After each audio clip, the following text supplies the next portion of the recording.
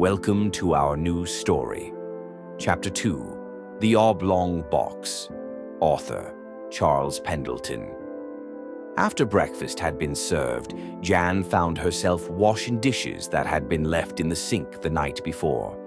The time read 9:06 on the dark brown and orange kitchen wall clock that had no numbers.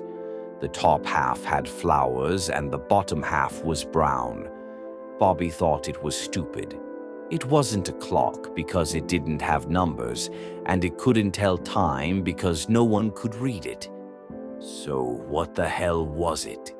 Soon little Bobby went outside in the confines of the backyard to rummage around and explore the grounds for anything that could occupy his time. Strange as it seemed, he found himself looking up at an oblong wooden box that had no purpose being there. As he gazed at it, he was consumed, almost like something within it was summoning him to enter. Bobby didn't remember seeing the box when they had moved in a few days ago, but now there was just something eerie about it standing there.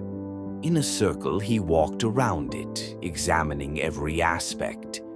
Moving up to it in a slow and careful manner, he grasped the maple wood handle on the front of the box. For a brief moment, he contemplated the urgency of having to step inside before closing his eyes and pulling it forward. As he did, the creaky door began to open. It was just a box with an antiquated leather seat, which, to little Bobby, had never been sat in. As he stepped inside, the wooden door remained open. It was when he sat down in that soft, spongy leather seat that the door closed on its own. Without even realizing it, Bobby kicked the door open with his left foot and exited the box. "Nice try," he exclaimed, attempting to catch his breath as the door closed behind him. The door then opened again on its own. "Hey, what do you want?" Inch by inch it continued until it was completely open. "If you do that again, I'll tell my dad." As Bobby stared at the wooden box, he had a very uneasy feeling in the pit of his stomach, the kind of feeling that leaves you powerless. Somehow, some way, something was watching him. That oblong box. Stepping inside, he looked around. It was an unassuming wooden box that was wider than a phone booth and taller than a coffin. But why on earth was there a seat facing the wall? It didn't make sense. Above the seat, the following words were inscribed: "Lock the door. Sit down. Explore." Bobby knew that if he sat back down, the door was going to close, and he wasn't sure if he would be able to kick it open again if it did. Carefully, he sat and braced himself for the inevitable, but nothing happened. "I'm ready," he said, and the door slammed closed. Bobby's heart started to pound because he knew something was wrong. He wasn't sure what would happen next, but he did know that the odd-looking box was not going to take to the sky like a rocket ship. Maybe if it had been resting atop a giant motorized machine, he would have been reluctant to enter. With a sliver of external light shining through, Bobby decided to follow the instructions as indicated above. He yanked the iron slide bolt that was within arm's reach through the rusty channel, then pulled the hinge down, where it locked into place, sealing the box like a time capsule.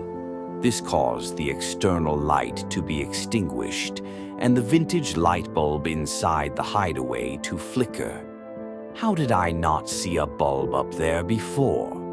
He stood up to examine the remains of an old, withered pull string dangling from where the antiquated light was shining.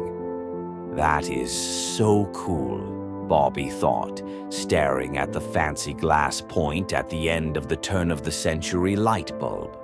Looking about, he noticed the wood was much darker and richer in texture than it had appeared moments earlier. It was smooth to the touch and smelled like fresh cedar. Bobby noticed words being branded into the wood and a mild aroma of smoke emanating up toward the fragile light. This led him to believe that an ancient church was burning, only it wasn't burning now. It was burning 1,200 years ago, an undefinable smell of incense intermingled with an earthy aroma of archaic wood. He immediately took a step back. Hoc perfugium non est sine lege nec sine judicio, quodcumque in his parietibus agis, imago est animae tuae aeternae.